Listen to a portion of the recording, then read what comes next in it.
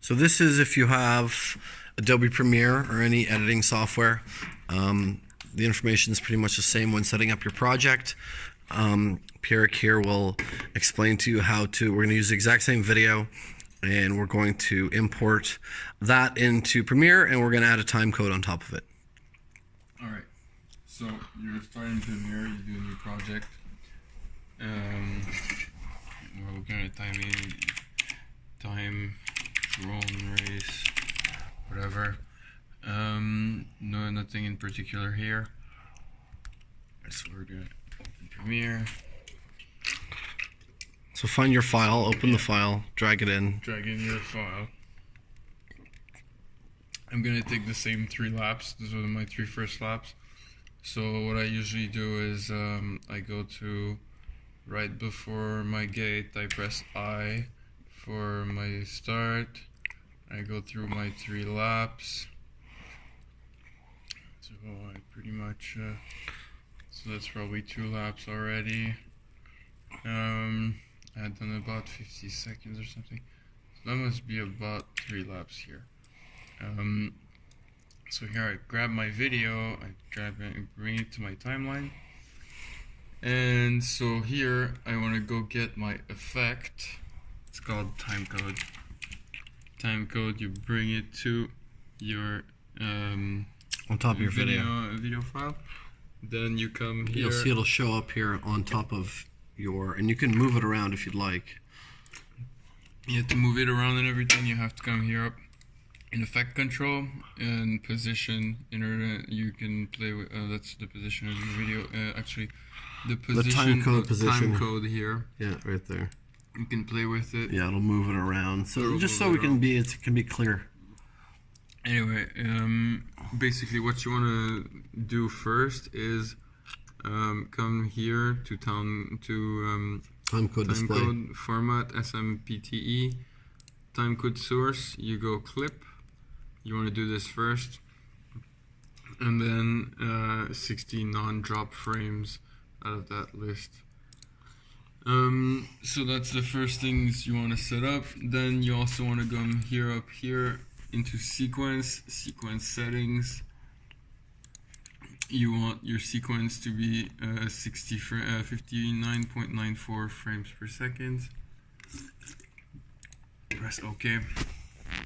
And so you're going to see that it basically goes up to 59 before 1. So it means there's 60 frames. There's 60. It's not 60 frames because the DVR is 15 frames per second. Okay. But it divides it into 60 frames. So sometimes you're gonna be going through twice the same image, like here. Okay. So when you go through, then you set it to 0. So basically, you wanna use Control K to cut your timeline, and you wanna cut your timeline right at the start of it. After you're 100% sure you crossed the gate. So here I don't see the gate anymore. The gate now. So here we could say I'm behind the gate because we still see the gate in the top right corner. Here we crossed it. At that point, you go 1 extra frame and you go Control K, and that's because when you go back.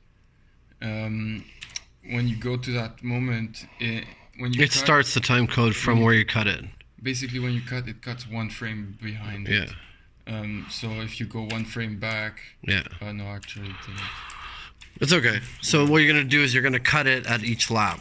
You're gonna do Control K every time you come around. When you cut, because you went in timecode source first and you set it already to clip, the next one is already set to clip, and it starts at 0. So you can go through your lap. Make sure it's clean, make sure it's clear. And so once you go through the start finish gate, here 18.15, I go Control K. So I know I have so that's what I meant, you have to go 1 frame after. So I'll Control Z, it's 18.15, you go 1 frame after 18.16, you cut that frame, and your lap is 18.15, and you start at 0 there. So another lap, here. So your control K, my lap is 17.44. I actually have one more lap. So you just cut it at the end here. Control K. Alright, so with the up arrow and the down arrow, you can jump on your timeline to where you cut. So you go up arrow and left arrow, you're gonna see your lap time. So what I do is I come to my first lap, I press the screenshot button, and I call it lap 1.